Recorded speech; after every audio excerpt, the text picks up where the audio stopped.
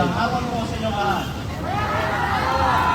Tayo po ay nasa ikatlong araw ng ating pagtitipon dito sa Liwasang Bonifacio.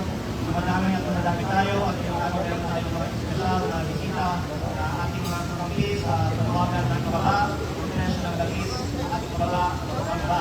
At ito po ay ang ating espesyal na karangalan na ibigay ang mikropono sa ating mga kampi sa Kongreso na may panungalan din. Hindi lang nagkabang lahat kung hindi tanggalin ang buong lahat. At ito po ay si Congressman Kiko Barzaga. Now, basta mga batang gelo dito. Sa lahat, dapat naman everyone. Ito naman natin yung pagkakas tayo natin ngayon. Dapat na natin tanggalin ang lahat ng excise tax on all fuel products. Alam niyo kung bakit? Kasi nilinahulan nila yan! Naman tayo ng health control at magkaroon ng investigasyon sa Georgia Road. Kailangan ko ng dito. Wala! Coms. Kaya para hindi man na-compare natin Rene, coms. we have to remove value-added taxation, we have to remove excise tax on fuel products, and we have to minimize tax as much as possible. In order to further increase hindi lang kasi maging sustainable. Pacheck ako ng live sa page ni Com. Dali. Pacheck ako ng live. No na. Kung okay yung audio.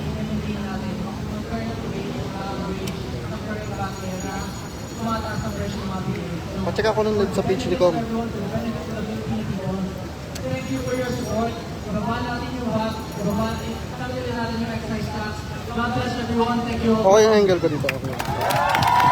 Now,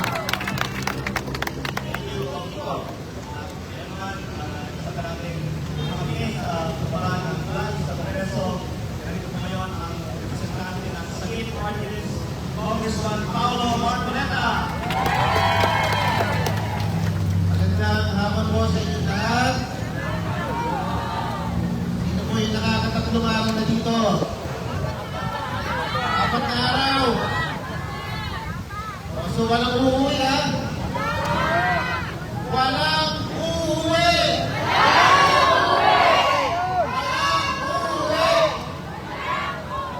Walang uuwi! Hanggang hindi nababa ang presyo ng diesel at gasolina. Kan, hindi bumababa ang nasa balangan niya. Wala na kami doon ha. Pero kung yung nasa loob mo, wala akong magagawa dyan. Alam niyo po ba, isang karangalan po na makakasama mo ang pagkikili ng mga batang kongresista dito sa Batangas First District. Congressman Leandro Binisin, isa pang taga South Luzon, South Luzon. Las Marinas, Congressman Kiko Barzaga. Alam nyo, marunong din ako mamili ng kaibigan. Diba? Akala nyo kung nakaibigan ko yung kapila, diba? Ngayon tayo. Pero ngayon, marunong akong mamili ng kaibigan. Nagwagwapuhan na nasa tama pa. At siyempre, meron din tayo nakagaya sa Norte.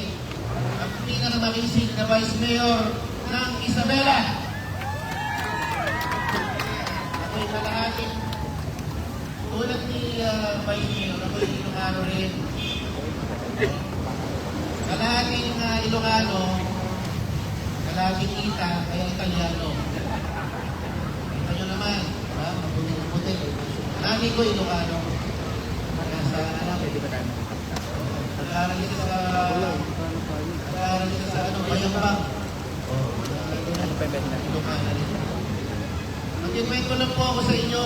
Alam niyo po ba nung Miyerkules, nagkaroon ng joint hearing sa House. Nandun, tinawag sila Secretary Green Energy. Nandun sila Secretary Frederick Go. Nandun ang mga taga-ERC, ETI, lahat. Mga sakaya. Sa 10 oras ko ang pamamalangin doon, wala akong naramdaman na malasakit mula sa kanila. Nung tinanong ni Congressman Brian po meron ba bang pag-asa na tumaas ng 200 pesos ang diesel? Ang sinabi ni Secretary Garin, tingin ko baka mas tumaas na doon. Dahil wala kayong control sa nangyayari sa Middle East. Yung ba dapat balik mo sa isang head ng Department of Energy? Tila walang pakialam, walang puso para sa mahihirap. Parang nagiging gusto lang tagapagsalita ka ng ba ng mga oil companies. Ang pangalan na lang ba lang yung iniisip, hindi nila iniisip ang paghihirap ng regular na mamamayang Pilipino? Wala man lang walang nararamdaman na sama ng loob. Parang very passive ang kanilang reaksyon. Wala po kami magagawa Kasi yung ceasefire daw ng mga US and Iran, hindi daw agad-agad mararamdaman yung rollback. Sabi nila, it may take weeks or even months para mararamdaman daw yung pagbaba. Naniniwala ba kayo doon? Hindi ko, merong pakiramdam ko, may usapan lang Parang may usapan lang na, sige, taas ko lang. Para kumita tayo pare-pareho. Ganun ba ang nararamdaman nyo? Niloloko ba tayo? Hindi! Kaya ano gagawin natin?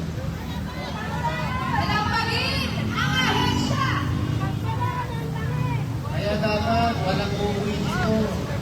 Hanggang di natin napupuno ang liwas ng Bonifacio, umabot hanggang Menjola. Wala dapat uuwi. Sino uuwi mamaya? Uuwi lang kayo para maligo. Inaamoy na si natin, inaamoy. Napakaraming may asip dito. Pero okay lang, basta may paglaban natin ang ating gusto. Diba?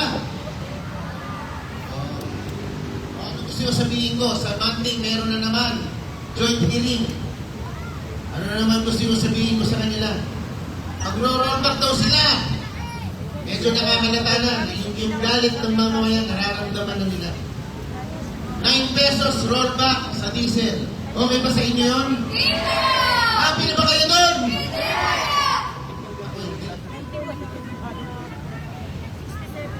Correct. Gasolina. Alam niyo yung ibababa na rollback? Piso. Nahiya pa kayo. Walang hiya. Ang taas, grabe silang magtaas, pero pagka rollback, patingin-tingin. Ano kami, pinag-iinsulto nyo kami? Hindi pwedeng ganyan. Kaya, next week, sasama kami ulit. Magtuturo ulit kami ni Kong Ian at ni Kong Kiko. Magbabantay kami. Magmamadyak sa joint hearing hanggat di natin nakukuha ang gusto natin. Alam nyo, si Kong Ian, lumalakas ang loob ko pag nandun. Paano pa kaya nandiyan na si Kong Kiko Barasaga? Pag tatlo namin doon, wala na. Patay na sila lahat. Ha? Ito ang trio na babantayan nyo. Itong tatlong to ang lalaban sa mga buhaya doon. At siyempre, ang ating idol, si Vice Mayor, baka mag-congressman na rin abangan nyo. At siyempre, si Ma'am Cathy Binat, hindi nyo alam, baka mag-party listo. O senador, hindi natin masabi. O kayo, manitigal na po tayo. At huwag tayong minitilo hanggat may natin nakukuha ang gusto natin. Tanggalin ang VAT! Ang excise tax, alisin! Sinabi ko rin pala ang nakaraan. Noong panahon ni Pangulong Arroyo, siya ay nag-issue ng Executive Order 839 na pinlist niya ang petrolyo, ang mga produktong petrolyo presyo. Sabi ko, ba't di nyo magawa ngayon? Nagawa ni President Arroyo noong 2009 nung tayo hinagupit ng Ondoy. Domestic problem lang yun, kalamidad lang na pambansa. Ngayon, pandaigdig ang krisis. Nag-declare ka ng emergency, energy emergency, state of emergency. Bakit hindi mo magawa, ma-invoke ang power na yon na i-freeze ang presyo ng langis? Tama ba? Ano? Walang kasing malasakit. Walang pakialam. Dapat ibalik na ang tapang at malasakit sa ating gobyerno. Tama ba? Hanggat nandito ang mga leader na ito sa harap nyo, pagsisikapan namin na ibalik ang tapang at malasakit para sa ating mga mamamayan. Maraming salamat po at magandang hapon sa inyo lahat. Kay Congressman Paolo Ayan para sa ating boss, nangyari ang ating kaibigan mula sa Norte na magpapakita na ang buong Pilipinas ay nakakaisa para sa pagbaba ng VAT at ng presyo ng langis. Si Vice Mayor Harold Respisio.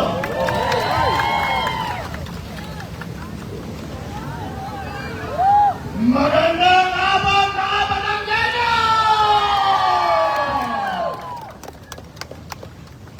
Inaralan ko ang mga taong galing sa tahanan ng mga bayani ng Pilipinas! At syempre, kasama ko rin ang mga bagong bayani ng Pilipinas. Bagong bayani na si Congressman Rian Lavistan! Yun! Isa pang pinanggalingan ang bayani ng Pilipinas, tahanan ng Magigiting, ang Cavite! Yeah! Bagong bayani ba? Si Congressman Vigo Barsaya! At ito rin, bagong bayani ng Kongreso, sila lang ang lumalaban at kinakasuhan. Congressman Ian, Congressman Tito, at si Congressman Paolo. Bagong bayani, sagutin nyo. Bagong bayani ba? Si Congressman Paolo Marcoleta! Ako po si Atty. Harold Respisio. Vice Mayor po ako ng Reyna Mercedes Isabela. Isa po akong Ilocano at madalas po pong nakakasama si Lian, si Tito at si Congressman Paolo Marcoleta. At nandito ako ngayon, kasama ko kayo para manawagan sa aming Pangulo na sa wakas ay magtrabaho ka na, sir! Gusto niyo na bang magtrabaho si BBM? Gusto ko isigaw ninyo ng napakalakas. Malapit lang ang Malacanang dito. Gusto niyo na bang magtrabaho si BBM? Ayun. Ang tagal nang hindi nagtatrabaho si BBM. Kasam tayo ni BBM. Sino pumoto kay BBM? Ako pumoto kay BBM. Ilocano ako eh. Doon sa Norte Luzon. Solid Norte yan. Mahal namin si BBM. Pero ang pagkakamali kasi nila, akala nila, porket mahal namin si BBM, ay hindi na namin papansinin kapag hindi siya nagtatrabaho. Ano ang ginawa niya sa nakaraang 4 na taon? Wala! Kundi nagnakaw!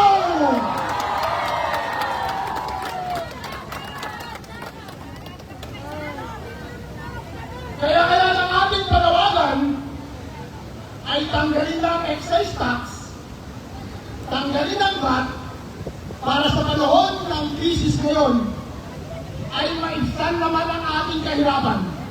Gusto niyo ba yan? BBM, pagkakataon mo na ito, hindi pa uli ang lahat. Yung pangako ko sa amin na ibabalik ko ang karangalan ng mga Pilipino, pwede mo nang gawin ngayon. Itigil nyo na ang pagnanakaw at simulan mo ng magtrabaho!